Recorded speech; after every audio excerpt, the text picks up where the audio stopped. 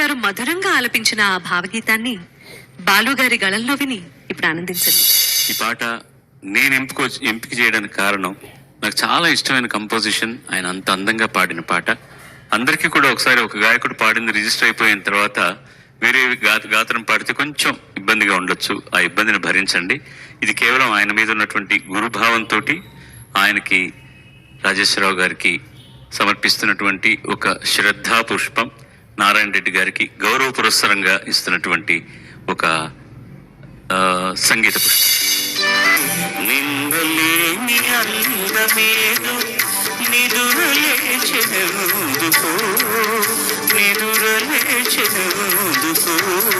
పంగిపోవని ఈజీగా చెప్పగలం.